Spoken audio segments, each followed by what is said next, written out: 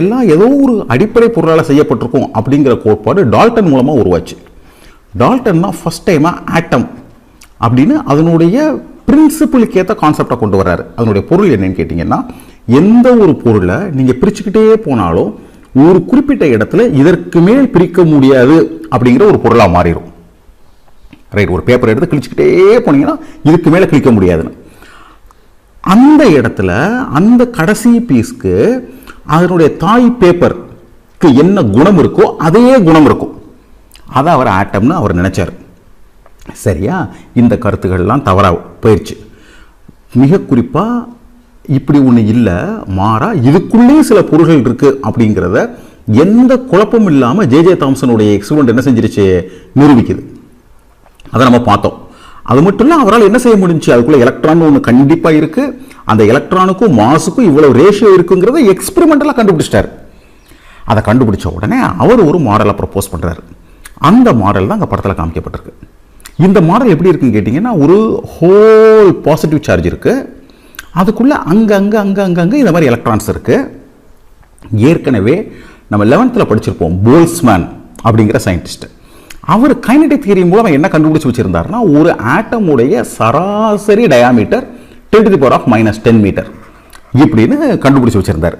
அப்போ அதை அவர் எடுத்துக்கிறார் J Thomson. இதுதான் என்னவா இருக்கும், பொதுவாக ஒரு ஆட்டமாக இருக்கிறதுக்கான ஆட்டம் அமைந்திருப்பதற்கான சாத்தியம் அப்படின்னு அவர் யோசிக்கிறார். அதை வாட்டர் மெலன் மாடல். வாட்டர் மெலன்னா நம்ம என்ன சொல்கிறது, தர்பூசணி பழத்துடைய மாடல் பார்த்தீங்கன்னா, உள்ள அந்த சிவப்பு கலர் உள்ளது பாசிட்டிவ் சார்ஜ் சொன்னால் அதில் இருக்கக்கூடிய இந்த கொட்டைகள்லாம் தெரியுது இல்லையா, இது என்னது, எலக்ட்ரான்ஸ். இதை இங்கிலாந்தில் ப்ளம் புட்டிங் மாடல் அப்படின்னு சொல்லுவாங்க. புட்டிங்னா நம்ம புட்டுன்னு சொல்கிறோம் இல்லையா, அதான் புட்டு. ப்ளம்னா தெரியும், அந்த ப்ளம், அந்த புட்டில் ப்ளம் அங்கங்கே இருக்கிற மாதிரி இந்த மாடல்னு சொல்லப்பட்டுச்சு. ஆனால் இதை வெரிஃபை பண்ண வேண்டிய அவசியம் இருந்துச்சு. ஏன்னு கேட்டால் அதில் நிறைய பேருக்கு சந்தேகம் இருந்தது. என்ன சந்தேகம்னா, இப்போ இந்த எலக்ட்ரான்லாம் இருக்குன்னா ஒவ்வொரு எலக்ட்ரானும் ஒன்று ரிப்பல் பண்ணாதா, அகைன் இந்த பாசிட்டிவ் சார்ஜ் இருக்குன்னா இந்த எலக்ட்ரான் எல்லாமே அதை நோக்கி அட்ராக்ட் பண்ணப்படாதா, அப்படி அட்ராக்ட் பண்ணப்பட்டால் எல்லாமே ஒரே இடத்துல இருக்காதா, அப்போ எப்படி இது ஸ்டேபிளாக இருக்கும், இப்படி பலவிதமான கேள்விகள் உருவாச்சு. அப்போ என்ன முடிவு பண்ணுறாங்கன்னா, இதை பரிசோதனை செஞ்சு நம்ம கண்டுபிடிக்கணும் அப்படின்னு சொல்லி முடிவு பண்ணுறாங்க.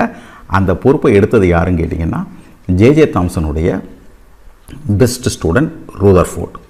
ரைட், இதுதான் ரூதர்ஃபோர்ட். இந்த ரூதர்ஃபோர்ட் பார்த்தீங்கன்னா, இவர் நியூசிலாண்டை சேர்ந்தவர் ஆக்சுவலாக பிறப்பால்.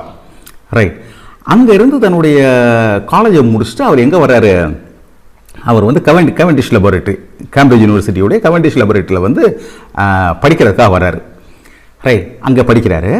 அங்கே படிக்கும்போது தான் ஜே தாம்சன் அவருக்கு அறிமுகமாகுது. ஸோ ஜே தாம்சன் தன்னுடைய எல்லா பரிசோதனைகளிலையும் யாரை ஈடுபடுத்துகிறாரு, ரூதர்ஃபோர்டை ஈடுபடுத்துகிறாரு. ரூதர்ஃபோர்டுடைய ஜீனியஸை யாரால் அண்டர்ஸ்டாண்ட் பண்ண முடியுது, ஜே தாம்சனால் அண்டர்ஸ்டாண்ட் பண்ண முடியுது.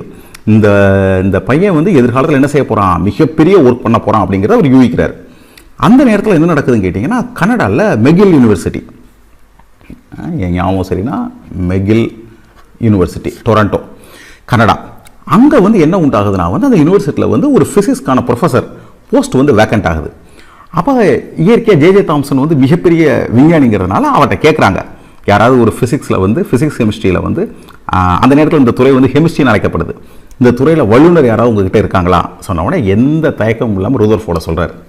அப்போ ரூதர்ஃபோர்டுக்கு வயசு 26. ஜஸ்ட் யோசிச்சு பாருங்கள், நியூசிலாண்டிலேருந்து கேம்பிரிட்ஜில் படிச்சுக்கிட்டு இருக்கும் பொழுது மெகில் யூனிவர்சிட்டியில் ப்ரொஃபஸர்ஷிப் வரும் பொழுது 26 வயசில் அங்கே ப்ரொஃபஸராக மாறிடுறார். ரைட், அந்த தருணத்தில் தான் ரூதர்ஃபோர்டுக்கு மேரி அண்ட் பியரி, ரைட், இவங்களுடைய கனெக்ஷன் கிடைக்கிது. ரைட், இவங்க 2 பேரும் ரேடியேஷன்ஸில் கடுமையாக ஒர்க் பண்ணிக்கிட்டு இருக்காங்க. அவங்கக்கிட்ட இருந்து அவருக்கு சாம்பிள்ஸ் கிடைக்கிது. கனடாவில் வெறுமனே லெட்டர் கரஸ்பாண்டன்ஸ் தான். இந்த சாம்பிள் கிடைச்ச உடனே அங்கே ஒரு சயின்டிஸ்ட் இருக்கார், அவருடைய பேர் சாடி. ரைட், ஸோ மெகில் யூனிவர்சிட்டியில் ரூதர்ஃபோர்டும் சாடியும் இதை நிறையா ஆராய்ச்சி ஆரம்பிக்கிறாங்க இந்த ரேடியேஷன் மெட்டீரியலை வச்சு. ஆச்சரியமாக பார்த்தீங்கன்னா, இடத்துல மிக மிக விலையுறந்ததாக கருதப்படக்கூடிய ரேடியத்தை மேரி கியூரி ஃப்ரீயாக கொடுக்குறாங்க. யாருக்கு, ரூதர்ஃபோர்டுக்கு, ஆராய்ச்சி பண்ணுங்க அப்படின்னு சொல்லி. அந்த ஆராய்ச்சியில் தான் அவர் என்ன கண்டுபிடிக்கிறாரு, நம்ம ரேடியேஷன் பொதுவாக சொல்கிறதுக்குள்ள ஆல்ஃபா ரேஸ் இருக்குது, பீட்டா ரேஸ் இருக்குது. இதுக்கு முன்னாடி நிறைய கஷ்டமான விஷயங்கள் இருக்குது. நான் ஒரு லைனில் சொல்லிட்டு போகிறேன், சரியா? பிள்ளைங்களா சாடி SO, சரிங்களா? இதுக்கு முன்னாடி பெரிய கஷ்டமான விஷயங்கள் இருக்குது. ஆனால் இதெல்லாம் அவரும் இந்த ஃபெடரிக் சாடி இவங்க 2 பேரும் சேர்ந்து என்ன செய்கிறாங்க, இதை வந்து கண்டுபிடிக்கிறாங்க. இப்போ நீங்கள் பார்த்தீங்கன்னா இதில் நிறைய கொடுத்துருக்கு. ஸோ தோரான் அப்படிங்கிற ஐசோட்டோப்பை என்ன செய்கிறார், ரேடானோட ஐசோட்டோப் கண்டுபிடிக்கிறார். கண்டுபிடிச்சி தன்னுடைய ஆராய்ச்சியை இன்னும் ஃபர்தராக கொண்டு போகணும் அப்படின்னு நினைக்கும் பொழுது மெகில் யூனிவர்சிட்டியில் அவ்வளவு ஃபெசிலிட்டி இல்லை. அதனால் மறுபடியும் என்ன செய்கிறாருன்னா யூரோப்புக்கே திரும்பி வந்துடுறாரு.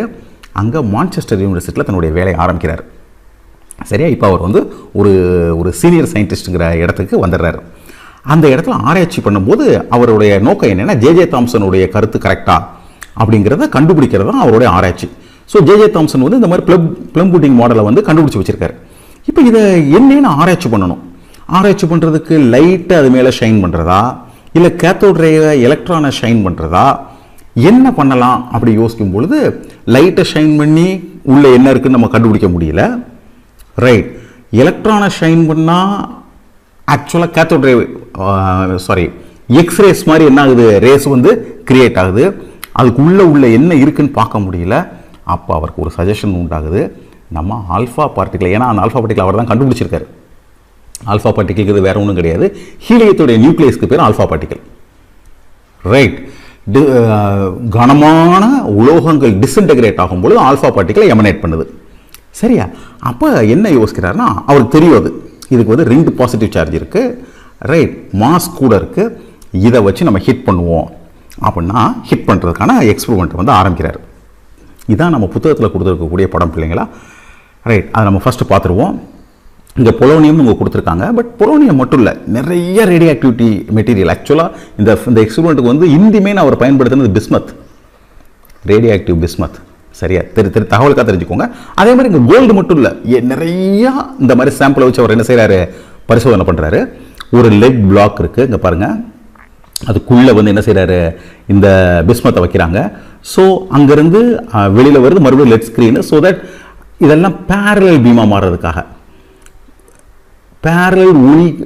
பேரலல் கீற்று அப்படி சொல்லலாமா, பேரலாக.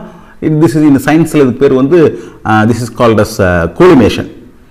ஸோ இந்த மாதிரி இதை கோலிமேட் பண்ணுறதுக்காக இந்த மாதிரி லெட் ஸ்க்ரீன் வச்சு ஒரே ஸ்ட்ரீமாக, சிங்கிள் ஸ்ட்ரீமாக மாற்றிடுறாங்க. அவனுடைய முழுமையான படம் இந்த இதான் அமைப்பதுக்கு. இங்கே தான் கோல்ட் ஃபாயில் இருக்குது, பிள்ளைகளுக்கு புரியுது என்ன நடக்குதுன்னு சொல்லி. ஸோ இந்த கோல்ட் ஃபாயிலை வந்து என்ன செய்கிறாங்க, இந்த கோல்ட் ஃபாயில் இருக்கக்கூடிய தங்கத்தினுடைய நியூக்ளியஸ் ஆராய்ச்சி பண்ணுறது அவங்க நோக்கம். ரைட், ரொம்ப தின் தங்கத்தை எடுத்துக்கிறாங்க. ரைட், அதுவே இதை என்ன செய்கிறாங்க, இந்த ஆல்ஃபா பார்ட்டிகளை வச்சு ஹிட் பண்ணுறாங்க. ஹிட் பண்ணால் ஓகே, ரைட், அவங்க என்ன எதிர்பார்க்குறாங்கன்னா ஜே தாம்சன் சொன்ன கருத்து உண்மையாக இருந்தால், ரைட், எல்லா பக்கமும் சமமான ஃபோர்ஸ் தான் இருக்கும். ஸோ அது என்ன செஞ்சிடணும், ஆல்ஃபா பார்ட்டிக்கல் அப்படியே ஊடுருவி போயிடணும்.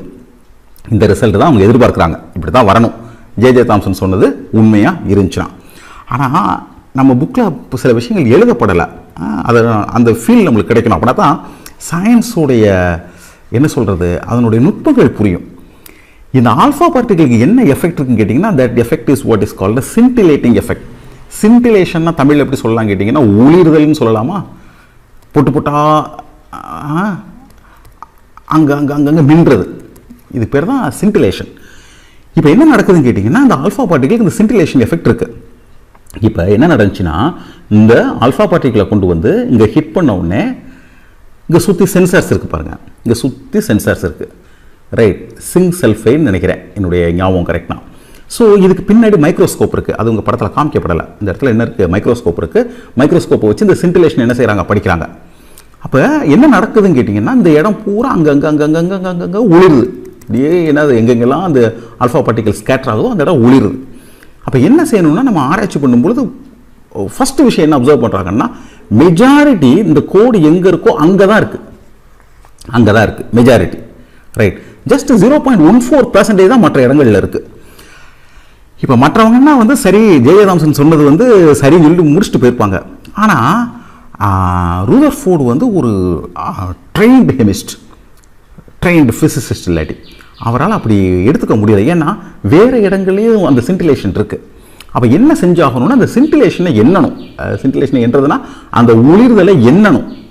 அப்போ தான் அவருக்கு என்னன்னா வந்து அவருக்கு அவருடைய வேலைப்பழுவில் இதை என்றதுங்கிறது எளிமையான விஷயமா இல்லை. அப்போ தன்னுடைய 2 ஏபிள் ஃபேக்கல்டிஸ், இந்த கெய்கர், மார்ஸ்டர், இவங்க கிட்ட இந்த பொறுப்பை கொடுக்குறாரு. இந்த கெய்கருங்கிறவர் ஜெர்மன் நாட்டை சேர்ந்தவர். இந்த மார்ஸ்டன் அப்போ ரொம்ப யங் ஸ்டூடெண்ட், ரைட், 20 வயதே நிரம்பிய ஸ்டூடெண்ட், ரைட். இவங்க 2 பேர்கிட்டையும் இந்த பொறுப்பு வருது. இவங்க 2 பேர் தான் இதை வந்து பண்ணுறாங்க. அதனால தான் நீங்கள் சிபிஎஸ்சி புக்கை பார்த்தீங்கன்னா அவங்க அந்த எக்ஸ்பெரிமெண்ட்டுக்கு என்ன தான் பேர் சொல்லுவாங்க, கெய்கர் மார்சன் ஸ்கேட்டரிங் எக்ஸ்பெரிமெண்ட் தான் சொல்லுவாங்க. ஹிஸ்ட்ரி இதை அப்படி தான் சொல்லுது. ரூதர்ஃபோர்டுடைய ஐடியா படி, ரூதர்ஃபோர்டுடைய கருத்தின்படி இவங்க 2 பேர் இந்த எக்ஸ்பெரிமெண்ட் செய்கிறாங்க. எக்ஸ்பெரிமெண்ட்டை செஞ்சு இந்த சின்டிலேஷனை என்றாங்க பிள்ளைகளா. ஜஸ்ட் யோசிச்சு பாருங்கள். சரி, ஒரு 10 நிமிஷம் உங்கள் மனசுக்குள்ளே வச்சுக்கிட்டாங்கன்னா ஒவ்வொரு டிகிரியாக எடுத்து இந்த ஆங்கிள், இந்த ஆங்கிள் 20 டிகிரின்னு வச்சுக்கோங்க. 20 டிகிரியில் எத்தனை சென்டிலேஷன் கிரியேட் ஆகுது 10 நிமிஷத்துக்கு இப்படின்னு 180 டிகிரி, 180 டிகிரி இல்லை 360 டிகிரி என்றாங்க. அதனால தான் என்ன சொல்கிறாங்கன்னா மிக மிக கிராண்ட் எக்ஸ்பெரிமெண்ட். கிராண்ட்னா கிராண்ட் எக்ஸ்பெரிமெண்ட், வேகமாக செய்யக்கூடிய விஷயமா யோசிச்சு பாருங்கள். ஒவ்வொரு தடவை புள்ளி விழும்போது எண்ணிக்கிட்டே இருக்கணும். ஸோ அதில் இந்த மாஸ்டனுடைய பங்கு வந்து மிகப்பெரிய பங்கு. ஏன்னா இஸ் வெரி யங், அவரால் இதை எண்ண முடியுது. எண்ணி எதுக்காக இந்த பாயிண்ட்டை சொல்கிறேன்னா ஒரு முக்கியமான காரணத்துக்காக சொல்கிறேன். ஏன்னா நம்ம புக்கில் எண்ணி இப்படி கிராஃப் வந்துருச்சு. நம்ம பிள்ளைகள் நம்ம எப்படி படிப்போம்னா இந்த கிராஃப் அப்படின்னு சொல்லி நம்ம படிச்சுட்டு போயிடுவோம். ஆனால் ஜஸ்ட் யோசிச்சு பாருங்கள், இதெல்லாம் எண்ணப்பட்டிருக்கு பிள்ளைங்களா. Everything is counted. அப்போ இந்த எக்ஸ்பெரிமெண்ட் எத்தனை நாள் நடந்துச்சு, நாள் கணக்கா, மணிக்கணக்கா, மாத கணக்கா நடந்துச்சு.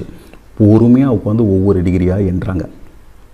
எண்ணி இந்த ஃபென்டாஸ்டிக் கிராஃபை டெவலப் பண்ணுறாங்க.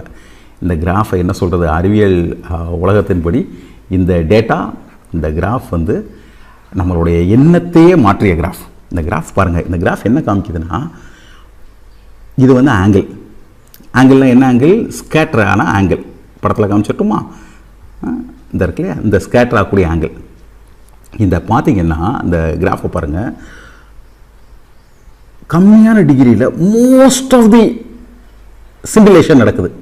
மோஸ்ட் ஆஃப் தி சிண்டிலேஷன் ஒளிர்தல். அப்போ என்ன அர்த்தம், most of the alpha particle deviate ஆகலை. இங்கே பாருங்கள், ஹியூஜ் நம்பர் ஆஃப் பார்ட்டிகல்ஸ் எங்கே தான் இருக்குது, நேராக ஹிட் பண்ணுது. ஆனால் கொஞ்சம் கொஞ்சமாக போக போக போக சிண்டிலேஷன்ஸ் இருக்குது, குறையுது,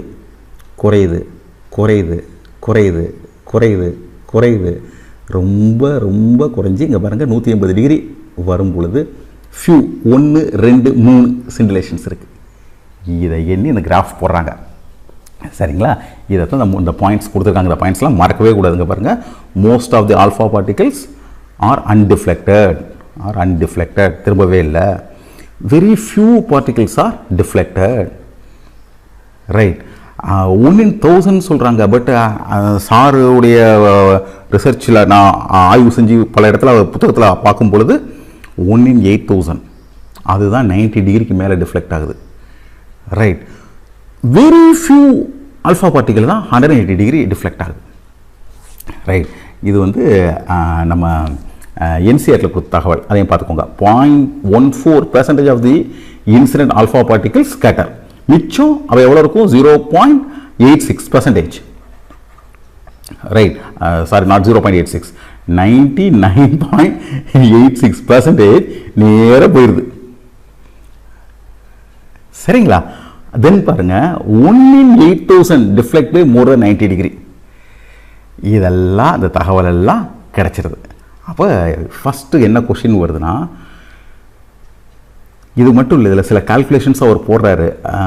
அந்த கால்குலேஷன்ஸ்லாம் நம்ம ஏன்னா டிடிஎஸ் கால்குலேஷன்ஸ், அதுபடி அவருக்கு என்ன கிடைக்குதுன்னா, அந்த நடுவில் இருக்கக்கூடிய இடம் 10⁻⁻15 மீட்டர் அப்படிங்கிறத அவரால் கால்குலேட் பண்ண முடியுது.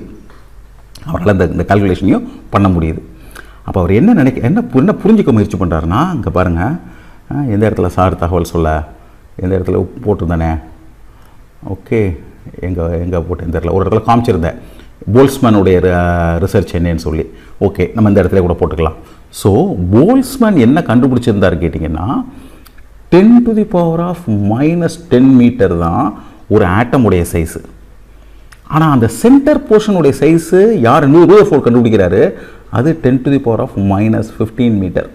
எப்படி இதை அவர் சொல்கிறாரு, எப்படி இதை சொல்கிறாரு கேட்டிங்கன்னா, சில பார்ட்டிக்கல் மட்டும் என்ன வேகத்தில் போச்சோ அந்த வேகத்தில் திரும்பி வருது. இங்கே நம்ம சொல்கிறோம் இல்லையா, என்னது அந்த இந்த கிராஃபில் பார்த்தோம் இல்லையா, இந்த கிராஃப் பாருங்க, இந்த கிராஃபில் 180 டிகிரியில் வர்றது ரொம்ப கம்மி இல்லையா. அப்போ அதுக்கு என்ன காரணம்னா, அதாவது ஒரு கிரிக்கெட்டில் வந்து ஒருத்தர் பவுலிங் போட்டால் இப்போ சச்சின் டெண்டுல்கர் மாதிரி ஆட்கள் இல்லை கங்குலி மாதிரி ஆட்கள் அப்படியே சிக்ஸர் அடிக்கிற மாதிரி என்ன வேகத்தில் போச்சோ அந்த வேகத்தில் ரிட்டர்ன் ஆகுது. அப்போ என்ன புரிஞ்சுக்கிறாங்கன்னா, சென்டரில் என்னமோ ஒன்று இருக்கணும், இந்த மாதிரி சென்டரில் ஏதோ ஒன்று இருக்கணும். இவன் தான் வந்து வர்றவங்கெல்லாம் என்ன செய்கிறான், பக்கத்தில் இருந்தான்னா இப்படி போகிறான், இப்படி இருந்தால் இப்படி போயிடுறான், ரைட். மிச்சு எல்லாம் ஸ்ட்ரெயிட்டாக அவ்வளோ பேர் ஸ்ட்ரெயிட்டாக போகிறாங்க, படத்தில் காமிக்கிற இடம் இல்லை, அவ்வளோ பேர் ஸ்ட்ரெயிட்டாக போகிறான், நேர வர மட்டும் அப்படியே ரிட்டர்ன் ஆகிறான். அப்போ கண்டிப்பாக நடுவில் என்ன இருக்கணும், ஒருத்தன் இருக்கணும், அவனுக்கு அவர் நியூக்ளியஸ்னு பேர் வைக்கிறாரு.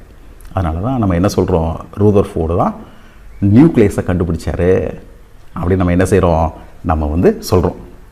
ஸோ இந்த கெய்கர் மார்ட்ஸ் இந்த எக்ஸ்பெரிமெண்ட்டை பண்ணாலும் இதனுடைய மொத்த ஆராய்ச்சி பண்ணது ரூதர்ஃபோர்ட். சரிங்களா. இப்போ சில முக்கியமான விஷயங்கள் நம்ம பிள்ளைகள் சொல்லணும். அப்போ என்ன தெரியுதுன்னா, இதுலேருந்து நிறைய முக்கியமான விஷயம் நம்மளுக்கு என்ன புரிபடுதுன்னு கேட்டிங்கன்னா, சென்டரில் நியூக்ளியஸ் இருக்குது, ரைட். இந்த ரெண்டே பிள்ளைங்க மனசுக்குள்ள ஒப்பிட்டு பாருங்கள். 10 to the power of -10 metre ஆட்டமுடைய சைஸு, இந்த நியூக்ளியஸோட size 10 to the power of -15 metre. அப்போ என்ன அர்த்தம் கேட்டிங்கன்னா, இதுதான் நியூக்ளியஸ்னா எலக்ட்ரான்லாம் இப்போ இந்த படத்திலே காமிக்க முடியாது பிள்ளைங்களா, இப்போ என்னுடைய ஸ்க்ரீன்லேயே காமிக்க முடியாது, அவ்வளோ தள்ளி இருக்குது. அப்போ இதுக்கு என்ன உள்ளூர் என்ன அர்த்தம் கேட்டிங்கன்னா, நம்ம நினைக்கிற ஆட்டம்ங்கிறது சென்டரில் மட்டும்தான் அதுக்கு மாஸ் இருக்குது, மற்ற எல்லா இடங்களும் எம்டி தான். இப்போ ஃபஸ்ட் டைமாக கேள்வி வருது, அதாவது நம்ம பார்ட்டிக்கல் நினைக்கக்கூடிய இடங்கள் பூரா உண்மையிலே எம்டி தான், ரைட். எம்டின்னு நினைக்கக்கூடிய எல்லா இடங்கள்லையும் ரேடியேஷன் தான் இருக்குது. ஸோ ஒரு ஃபேமஸான கேள்வியே உண்டு, நம்ம எம்டின்னு நினைக்கிறது உண்மையிலே எவ்வளவு எம்டி, ரைட். நம்ம பார்ட்டிக்கல் இருக்குன்னு நினைக்கிறது உண்மையிலே எவ்வளோ பார்ட்டிக்கல், ரைட்.